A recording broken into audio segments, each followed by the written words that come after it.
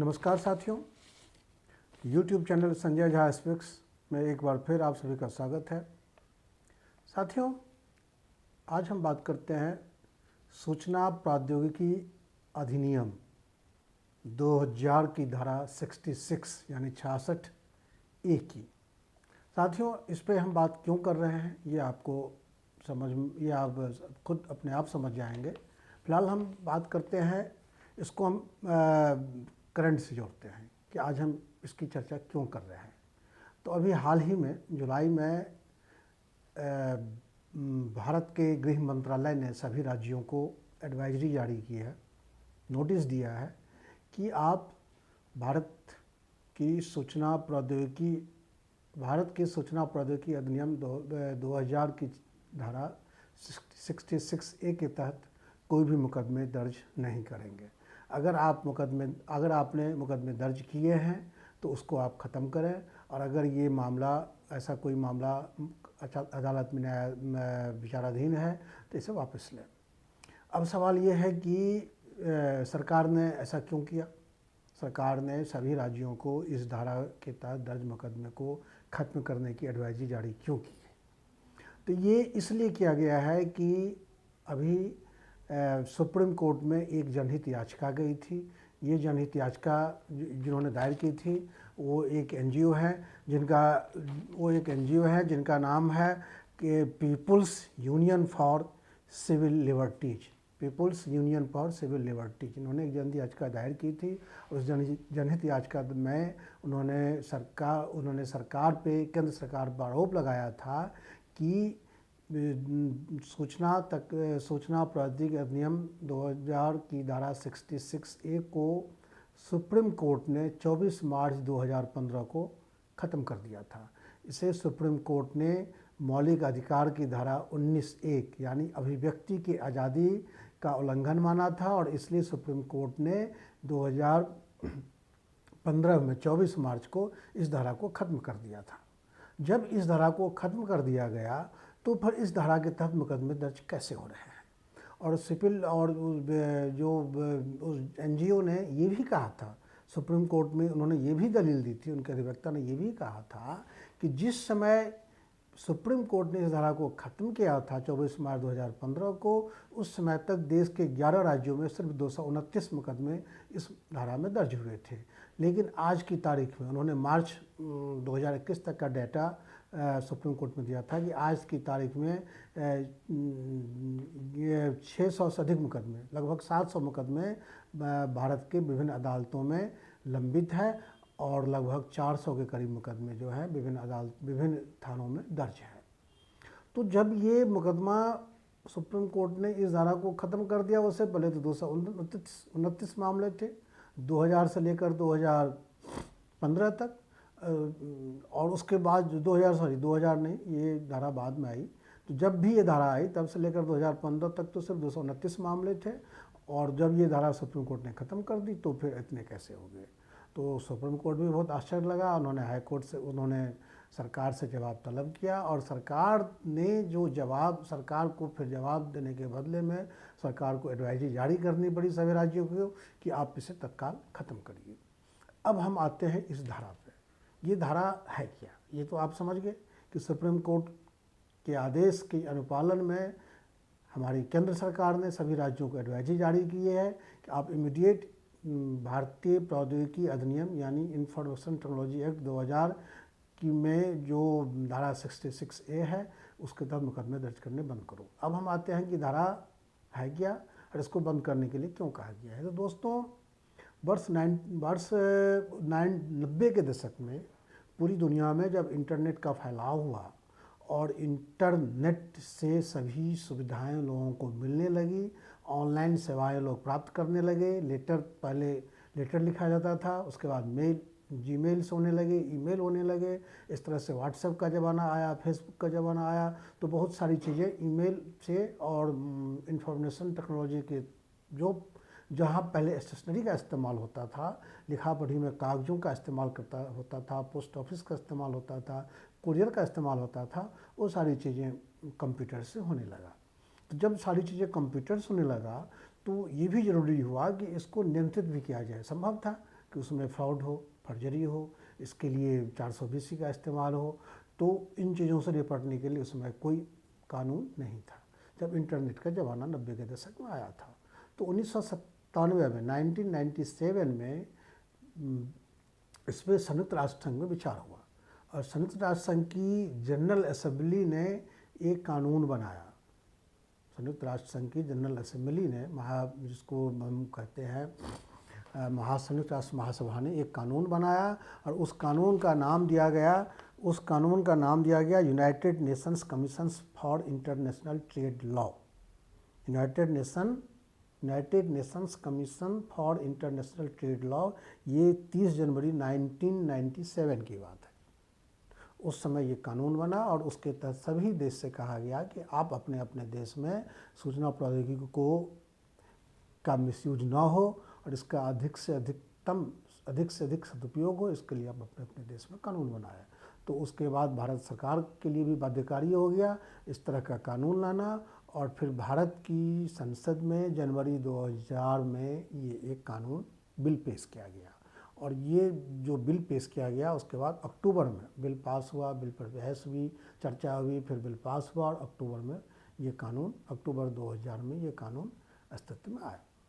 उसके बाद इस कानून की इस एक्ट में आपको ये बता दूं कि जब कोई प्रस्ताव संसद में पेश होता है तो बिल कहलाता है, विधेयक कहलाता है और जब वो संसद में पास हो जाता है दोनों सदनों से, राष्ट्रपति की मोहर लग जाती है तो ये एक्ट बन जाता है, अधिनियम बन जाता है। तो अक्टूबर 2000 बिल 2000 में जनवरी 2000 बिल में जनवरी 2000 में सदन में ये बिल पेश हुआ। अक्टूबर 2000 में इससे अधिनियम का दर्जा मिल गया क्योंकि ये पास हो गया संसद से और इसे राष्ट्रपति की मोहर लगी। उसके बाद इस अधिनियम में 13 अध्याय हैं और इस 13 अध्याय में 94 यानी 94 धाराएँ हैं। जिस समय ये सदन में पेश हुआ और जिस समय ये अधिनियम बना उस समय 66A नहीं था। इसे 2008 में संशोधन अधिनियम के तहत 66A को इसमें जोड़ा गया। इस अधिनियम में सूचना प्रौद्योगिकी अधिनियम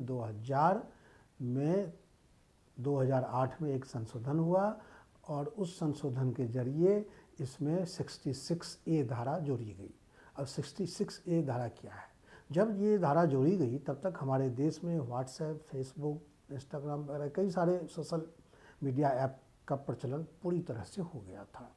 उसके बाद क्या हुआ तो लोग धड़ल्ले से उसमें लिखना लोगों ने शुरू कर दिया, अपनी राय, अपने विचार देश के बारे में, दुनिया के बारे में, सरकार के बारे में, रक्षा के बारे में, आर्थिक नीतियों के बारे में, सामाजिक नीतियों के बारे में, धार्मिक नीतियों के बारे में देश की आम जनता फेसबुक के माध्यम से, सोशल मीडिया के माध्यम से, व्हाट्सएप के माध्यम से अपने विचार व्यक्त करने लगे। इसमें कई ऐसे विचार भी आए सामने जिससे कि देश में सांप्रदायिक तनाव पैदा होने लगा, सरकार असहज होने लगी, सरकार की भी आलोचना होने लगी, सरकार की नीतियों की आलोचना होने लगी। तो कई बार इन चीज़ों के कारण सरकार को बहुत परेशानी उठानी पड़ी। कई रक्षा मामले, कोई गोपनीय मामले जो थे वो लीक होने लगे, है ना। तो सरकार को लगा कि ये तो बहुत दिक्कत हो जाएगी, ऐसा ना हो कि हमारे देश में दंगा हो जाए। कई ऐसे देश में मामले आए जिसमें लगा कि फेसबुक के माध्यम से ही सांप्रदायिक वैमनस्य पैदा हुआ।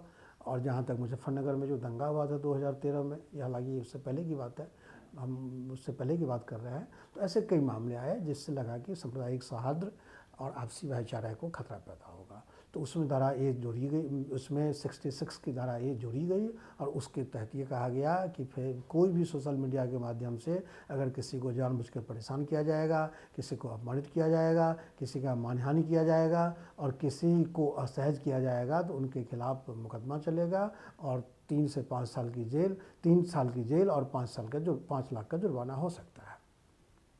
दोस्तों, जब ये धारा बन गई उसके बाद कई ऐसे मामले आए जिसको लेकर कि गलत लोगों को उसमें जेल जाना पड़ा। तो फिर 2012 के बाद श्रेया घोषाल नाम की एक लॉ स्टूडेंट थी। श्रेया घोषाल ने सुप्रीम कोर्ट में जनहित याचिका डाली कि इस धारा को ख़त्म किया जाना चाहिए क्योंकि इससे निर्दोष लोगों को जेल जाना पड़ रहा है। अब श्रेया घोषाल के मामले में सुनवाई हुई और फिर 24 मार्च 2015 को सुप्रीम कोर्ट की सुप्रीम कोर्ट की दो जस्टिस की बेंच थी, उसमें जस्टिस जे चमलेश्वर थे और जस्टिस रोहिंगटन नॉर्मन थे। चमलेश्वर और नॉर्मन ने इसे वास्तव में अभिव्यक्ति की आज़ादी के खिलाफ इसको माना और सरकार से कहा कि आपने जो ये धारा ये जोड़ी है 66 की धारा है वो अस्पष्ट है और पुलिस को असीमित अधिकार देती है, और चूँकि ये अस्पष्ट है तो पुलिस के कोई भी फेसबुक पे कुछ लिखेगा, व्हाट्सएप पे कुछ मैसेज करेगा तो आप उसको पकड़ के जेल भेज देंगे, क्योंकि इसको पूरी तरह से डिफाइन नहीं किया गया है। एक तो ये पूरी तरह डिफाइन नहीं है और ये पुलिस किसी भी मामले में जेल भेज सकती है अगर उसको लगेगा। पुलिस को ये पूरी आज़ादी थी कि उसको अपने तरफ से जज करे कि कोई आदमी फेसबुक पे, व्हाट्सएप पे, सोशल मीडिया पे जो लिखा है वो क्या इस धारा का उल्लंघन है या नहीं है। ये जज करने का अधिकार पुलिस के पास आ गया था और इसलिए लगातार मुकदमे दर्ज होने लगे थे। तो फिर सुप्रीम कोर्ट ने, दोनों जज ने, कि जो संयुक्त खंडपीठ थी उन्होंने इस धारा को ख़त्म करने का फरमान सुनाया। धारा ख़त्म हो गई, लेकिन उसके बाद मुकदमे दर्ज होने लगे। अब जब वो श्रेया घोषाल के मामले में सुप्रीम कोर्ट का फैसला आने के बाद भी जब मुकदमे लगातार दर्ज होते रहे तो फिर अभी जा कर के जो पीपल्स लिबर्टी वाले जो थे उन्होंने फिर याचिका जारी और फिर सुप्रीम कोर्ट में सरकार को पक्षकार बनाया, भारत सरकार को, और सुप्रीम कोर्ट के निर्देशों के पालन में भारत सरकार को ये सारी कवायद करनी पड़ी है। तो दोस्तों ये इसलिए जो है धारा 66A को चैलेंज किया गया था और ये जो है अभी सरकार को फिर से नोटिफिकेशन जारी करना पड़ा। आपको बता दूं कि इसके तहत कितने लोगों के खिलाफ मुकदमे दर्ज हुए। सबसे पहले याद होगा आपको, ये मामला जो हाईकोर्ट सुप्रीम कोर्ट गया था वो तब गया था जब 2012 में बाल ठाकरे साहब की मृत्यु हुई। उसके बाद उनके जनाजे को लेकर के, उनकी शव यात्रा को लेकर के जो मुंबई में जो पूरा ट्रैफिक जाम हुआ था, पूरा हंगामा हुआ था, उस पर दो लड़कियां थी, दो छात्राएं थी, उन्होंने फेसबुक पे कमेंट कर दिया था और उनको जेल जाना पड़ा था। उसके बाद आपको याद होगा असीम त्रिवेदी का मामला, जिन्होंने संसद में भ्रष्टाचार के खिलाफ एक कार्टून बनाया था, उनको भी जेल जाना पड़ा था। फिर एक बार आपको याद होगा पश्चिम बंगाल में यादवपुर विश्वविद्यालय के दो प्रोफेसरों ने ममता बनर्जी का कार्टून बनाया था, उनको जेल जाना पड़ा था। फिर उसके बाद प्रधानमंत्री श्री नरेंद्र मोदी के खिलाफ जो कुछ लोगों ने फेसबुक पे कमेंट किया था, फिर उन दोनों को, दो लोग थे उसमें, उन दोनों को जेल जाना पड़ा था। और इसी तरह से चिदम्बरम, तत्कालीन गृह मंत्री के बेटे के कार्ति चिदम्बरम के खिलाफ को भ्रष्ट बताया था किसी ने फेसबुक पे, तो उनको भी जेल जाना पड़ा था। और इस सभी मामले में सुप्रीम कोर्ट को इंटरवेन करना पड़ा था और मुकदमे खारिज हुए थे, वो लोग जेल से बाहर आए थे। तो इस तरह से बार बार दुरुपयोग होने के कारण सुप्रीम कोर्ट ने ये फिर से केंद्र को कहा और केंद्र ने नोटिस जारी किया है। लेकिन सवाल यह है कि क्या इससे हमारा काम हो जाएगा? दोस्तों आपने तो देखा है जब सुप्रीम कोर्ट ने 2015 में इस धारा को ख़त्म कर दिया, उसके बाद भी ये धारा में मुकदमे दर्ज होते रहे। तो ऐसा नहीं है कि अभी और कोई धाराएं नहीं हैं। सुप्रीम कोर्ट, अगर हम IT एक्ट की धारा छोड़ भी दें तो हमारे IPC में ही इतनी धाराएँ हैं जिसके तहत पुलिस चाहे तो मुकदमे दर्ज कर सकती है। तो इसलिए आप ये मत समझिए कि ये धारा ख़त्म हो गई है तो आप फेसबुक पे, आप ट्विटर पे जो चाहें लिख सकते हैं। आप इस देश के एक नागरिक हैं, इस देश के नागरिक होने के नाते आपकी ये जिम्मेदारी है कि आप किसी को ना तो बहुत ज़्यादा महिमामंडित करें और ना उसकी मानहानि करें, और कम से कम ऐसा पोस्ट तो ज़रूर ना करें जिससे देश में सांप्रदायिक सौहार्द, जिससे देश के धार्मिक भाईचारे की भावना, जिससे देश की सरकार को असहज होना पड़े और इस तरह से जो है उसका परिणाम, उसका खमियाजा सारे देश को भुगतना पड़े। तो साथियों यही मेरा कहना था और यही है 66 धारा IT एक्ट 2000 की धारा 66A जिसे लेकर के केंद्र सरकार ने हाल में ही एडवाइजरी जारी की है। उम्मीद करते हैं कि आपने इसको अच्छी तरह से समझ लिया होगा, और बाकी अगर पूरा आपको IT एक्ट 2000 को समझना है तो आपको उस अधिनियम को पढ़ना चाहिए। आपको यही बता दूं कि 66A को 2008 में जोड़ा गया था।